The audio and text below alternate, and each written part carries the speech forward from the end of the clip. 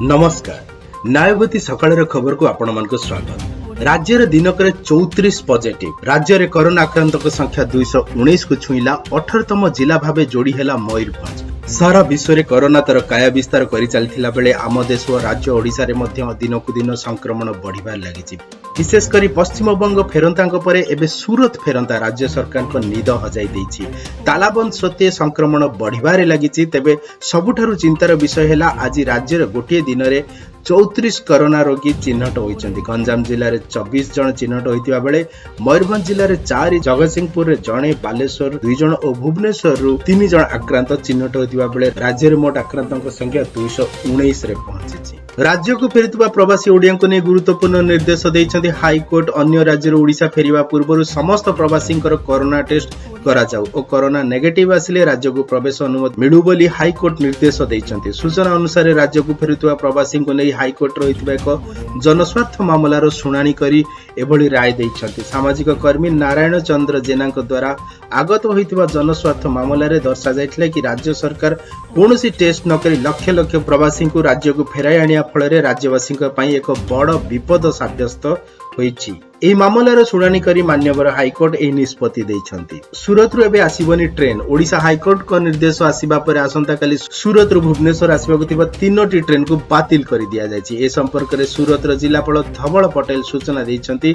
सांबादिक मानकु से कहिसन्ति जे ओडिशा हाईकोर्ट निर्देश परे ट्रेन चलाचल लागि ओडिशा सरकार अनुमति प्रत्याहार करि नैछन्ति। एहाकु दृष्टि रे रखि आसंता काली अर्थात शुक्रवार दिन ओडिशा को जिबाकु थिबा 3टी ट्रेन को बातिल करि दिया जायछि। रथ निर्माण को नहीं अनिश्चितता दूर होइछि। शेष रथ निर्माण को सबुज संकेत दैछन्ति केंद्र सरकार। पूरी रथ यात्रा नै संभावना बढ़िला। रथ खଳାରେ रथ निर्माण को मिलिला अनुमति। रथ निर्माण को नहीं केंद्र गृह मंत्रालय पक्षरु अनुमति मिलिछि। किछि शर्त सह रथ निर्माण को मिलिछि अनुमति। रथ खଳାରେ कोनोसी धार्मिक एकत्रीकरण होई परिबो नाही। लॉकडाउन नै जारी रहितबा समस्त गाइडलाइन पालन हेबो। केंद्र सरकार को पक्षरु कुआ जायछि जे रथ यात्रा हेबो कि नै राज्य सरकार निष्पत्ति नेबे। सेतेबेले परिस्थिति को देखि राज्य सरकार निष्पत्ति नेबे।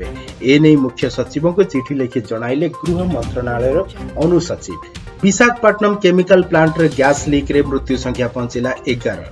आंध्र प्रदेश रे भाईजाग रे थिबा एक केमिकल प्लांट रे गैस लीक हेबारु 11 जनक मृत्यु घटितिबा बेले 5000 ऊर्ध्व लोक असुस्थ होई पडिछन्ति। मृतकंक मध्ये 2 वरिष्ठ नागरिक थिबा बेले जने 8 वर्षर शिशु कन्या मध्ये रहिछि। लोके सोइतिबा बेले ए गैस लीक होइछि। एही विषाक्त गैस लीक हेबा परे शह शह लोक अणनिश्वासी होई पडिथिबा सह आखि पोडिबा एवं पोड़ माडिबा देखा जायतिला। एपरि कि अनेक लोक कुओ मध्ये को डेई पडिथिले। तबे विशाखापट्टनम गैस लीक घटना रे प्राण हराइथिबा प्रत्येक व्यक्तिक परिवार को 1 कोटी टंका सहायता देबा पई घोषणा करिसेंति आंध्र प्रदेश मुख्यमंत्री YS Jaganmohan Reddy.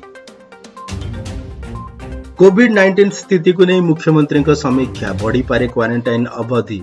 Novel corona virus बा कोविड-19 संक्रमण को रोकिया पाई जे मन को क्वारंटाइन बा संगरोध रे रखा जायछि से माने जे कोरोना भयरु संपूर्ण रूपे मुक्त ता आदौ भावंतु नै। जदि एपरि के भाबुतांति तेबे से माने संपूर्ण भ्रांति रे अछंति बोली आज चेताई दैछन्ति राज्य सरकार। स्वास्थ्य उपदेष्टा तथा भारतीय जनस्वास्थ्य प्रतिष्ठान सभापति डाक्टर श्रीनिवास रेड्डी, मुख्यमंत्री नवीन पटनायक समेत पूरा कैबिनेट, राज्य और जिला प्रशासन वरिष्ठ अधिकारी मान सह वीडियो कॉन्फ्रेंसिंग आलोचना कला बेले ए सतर्कवाणी सुनाइछन्ति डॉक्टर रेड्डी। से कहिसन्ति जे कोरोना को नै समग्र विश्व एबे मारात्मक परिस्थिति मध्ये देई गति करछि। कोरोना को नै ए जबत कोनोसी प्रकार निर्णायक निर्णय बाहर करा जाई पारिबो नाही। एई सत्य को समस्त उपलब्ध करबा सह सचेतन हेबार आवश्यकता रही। क्वारंटाइन थिबा व्यक्ति माने परस्पर मध्य 2 मीटर दूरता को निश्चित करबा सह केवल मात्र निजर व्यक्तिगत जिनिस को व्यवहार करबा और निज जिनिस पत्र को अन्य काहारी को न देबा पई चेताई छंती डॉक्टर रेड्डी।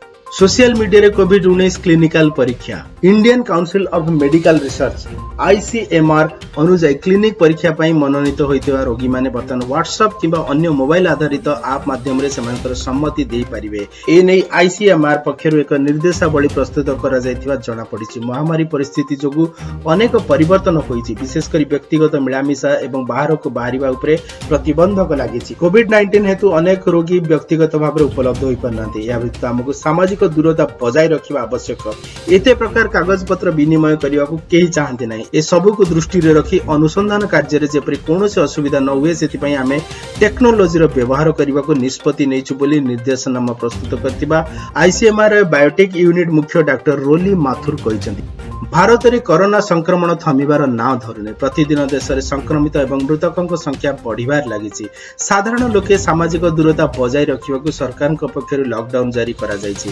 एथि जोगु film hall, shopping mall, retail shop आदि बहु व्यावसायिक प्रतिष्ठान बंद रहिछि। फलरे ए सबु व्यावसायिक प्रतिष्ठानर आर्थिक स्थिति खराब हेबारे लागिछि। एहाकु दृष्टि रे रखि सरकार पक्षर ग्रीन जोन रे केतेक कोहळ नीति ग्रहण करा जिबाकु चिंता करा जाउछि।